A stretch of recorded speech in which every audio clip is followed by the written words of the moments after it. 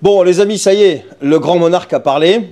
Bon, moi j'ai retenu quelques phrases qu'on va regarder ensemble, hein, desquelles on va parler ensemble, hein, ce que j'ai retenu à mon niveau, derrière mon petit PC. J'ai laissé le gouvernement gouverner et le Parlement légiférer. En gros, bah c'est pas moi les gars, moi je les ai laissés faire. Et ils ont fait de la daube, c'est pas de ma faute, moi j'y suis pour rien. On a voulu m'accuser d'avoir dissous l'Assemblée nationale. Ben ouais, mais bon, il fallait le faire, c'était nécessaire parce que les élections européennes ont placé les extrêmes en tête, etc. Donc c'était nécessaire, c'était pour votre bien. C'est pas du tout une stratégie, c'était pour votre bien. Les députés RN ont choisi le désordre et ne pensent pas à vos vies, mais à l'élection présidentielle. Non mais c'est une blague. Ils pensent à l'élection présidentielle, ils ne pensent pas à vos vies.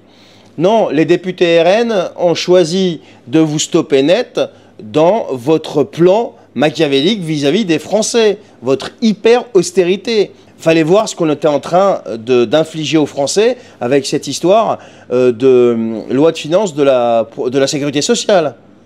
On allait sur des remboursements de médicaments et j'en passais des pires.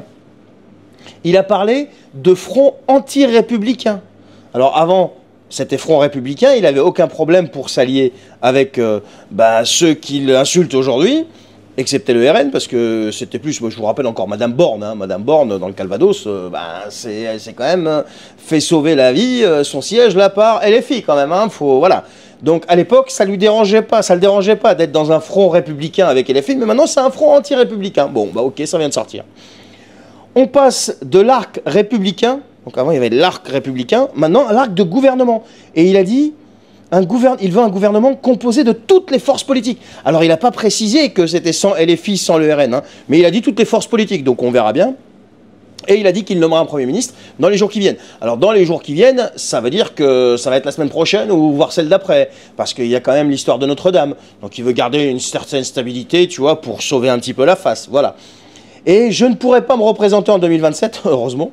Et ce qui m'importe, c'est vous. Oh, d'un coup il devient gentil le monsieur. Ce qui m'importe, c'est vous. Il a dit qu'il exercera par contre son mandat présidentiel jusqu'au bout. Alors, il ne peut pas se représenter en 2027 et ce qui l'importe, c'est toi. Mais entre 2017 et aujourd'hui, c'est quoi qui l'importait en fait? Il m'a pas trop donné l'impression que c'était toi qui l'importait en fait et ton bien-être. Hein. Bon bref, ça c'est encore autre chose. Il veut une France plus forte dans une Europe plus forte et plus indépendante. Ah ouais? Et pourquoi c'est traité de libre-échange? Et pourquoi on achète du gaz 3 fois, 4 fois le prix aux États-Unis au lieu de faire autre chose quoi? Et pourquoi en même temps on achète du pétrole russe par 15 000 intermédiaires plus cher? C'est ça l'indépendance? C'est ça être plus fort? Et la France plus forte dans une Europe plus forte? Mais comment est-ce possible? Une France plus forte dans une Europe plus forte? Comment on peut être plus fort en ayant un pouvoir supranational au-dessus de la tête qui nous appuie sur la tête en permanence? Enfin, je sais pas, je pose des questions, moi, qu'on me réponde. Peut-être que j'y connais rien, je sais pas. Et il veut être clair, pour ces 30 mois qui viennent, là, donc jusqu'à la fin de son mandat, il faut un sens des responsabilités et du respect. Waouh! Bah, qu'est-ce qui s'est passé pendant les 7-8 ans qui sont passés, là? Il était où le sens des responsabilités et du respect? Je sais pas, je comprends plus, moi. Et il a dit, ah, c'est la meilleure pour la fin, partout où il y a de la division, il faut de l'unité. Mais le mec, il a passé sa vie à diviser tout le monde, à monter tout le monde les uns contre les autres.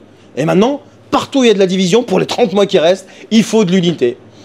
On est sur un cynisme, mais incroyable. Là, c'est une réaction que je vous fais à chaud, je viens juste de regarder. Mais oui, j'ai regardé, t'énerve pas. Il faut quand même regarder, hein, parce que bon, pour savoir de quoi on parle et à quoi s'attendre. Mais je pense qu'on va en faire une petite série, hein, d'accord? Mais voilà ma réaction, si vous voulez.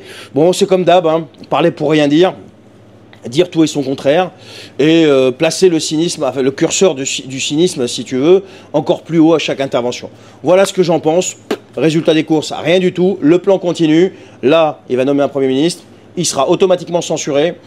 C'est clair et net, il sera censuré parce qu'ils ont les directives de Bruxelles qui sont obligés d'accepter. Et ça, c'est contraire à ce que veulent que ce soit la gauche ou la droite. Enfin, la gauche-gauche, hein, et la droite-droite. Voilà. Donc le Rassemblement national et le nouveau Front populaire.